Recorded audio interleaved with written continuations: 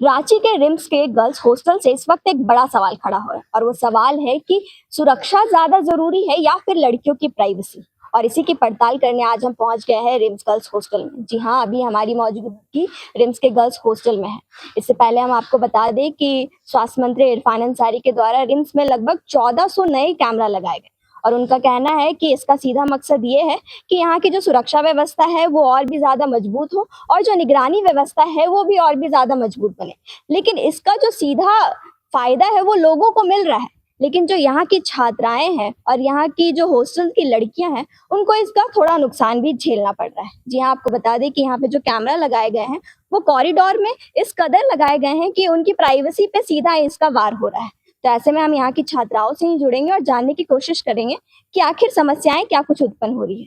देख सकते हैं ये गर्ल्स हॉस्टल का कॉरिडोर है और यहाँ पे सामने में ही वॉशरूम है और वॉशरूम के जस्ट सामने यहाँ पे कैमरा लगा दिया गया है। तो अब आप सोच सकते हैं कि जब लड़कियां यहाँ से निकलेंगी तो उनका प्राइवेसी थोड़ा तो हार्म जरूर होगा, थोड़ा नहीं बोल सकते हैं कि काफी ज्यादा हार्म होगा। और ऐसे में जो यहाँ के कॉरिडोर्स है वहां पे लड़कियां कपड़े भी पसारती हैं, अपनी यहाँ से आना जाना भी करती हैं।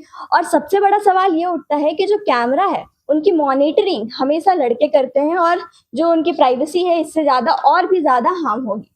लगभग यहाँ पे 1400 कैमरे लगाए गए हैं और कॉरिडोर में भी जो कैमरे लगाए गए हैं वो इस कदर लगाए हैं कि यहाँ पे जो छात्राएं हैं उनकी प्राइवेसी को भी हार्म कर रही है। तो इस पे क्या बोलना चाहेंगे?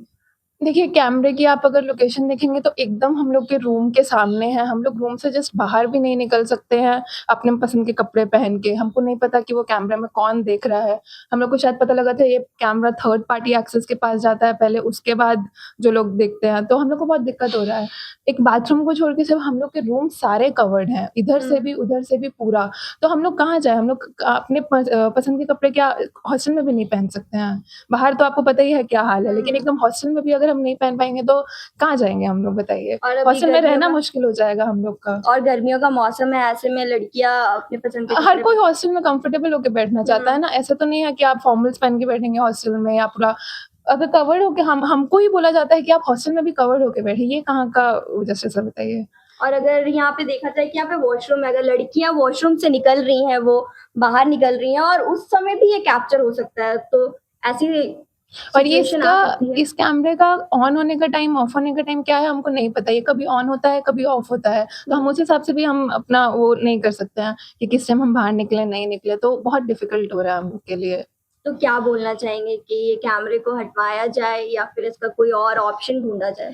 हम तो चाहते हैं कि ये हटवा दिया जाए। देखिए, गर्ल्स हॉस्टल की छात्राओं से बात कर ये तो साफ हो गया है कि जो कैमरा लगाए गए हैं उनकी सुरक्षा के लिए, उनसे उन्हें उस तरीके की कोई तकलीफ नहीं है। लेकिन जिस तरीके से और जिस एंगल में कैमरा लगाए गए हैं उनसे उनकी जो प्राइवेसी है वो काफी ज्यादा हार्म हो रही है। यहाँ पे छात्राओं से हमने बात की तो सीधे तौर पर उनका कहना है कि कैमरा लगाना अच्छी बात है और उनसे उनकी सुरक्षा भी बढ़ेगी, लेकिन जिस तरीके से कैमरा लगाया गया है वो गलत है। तो बस उनकी ये मांग है कि जो कैमरा है वो लगे रहना चाहिए, लेकिन जो उनका एंगल है और उनकी डायरेक्शन है कैमरा लगाने की वो चेंज कर देनी चाहिए। क्योंकि जो यहाँ के काफी ज्यादा कोई अधिकारी हैं जो इस कैमरे का जो हैंडल है वो भी करते हैं, उनकी सीसीटीवी फुटेज जो है वो उनके पास जाती है, तो वो उनकी जो प्राइवेसी है उस पर सीधा इसका असर पड़ता है। इस पर आपकी क्या राय है? आप कमेंट सेक्शन में जरूर साझा करें और देखते रहे न्यूज़ 26 झारखंड। तब तक के लिए धन्यवाद।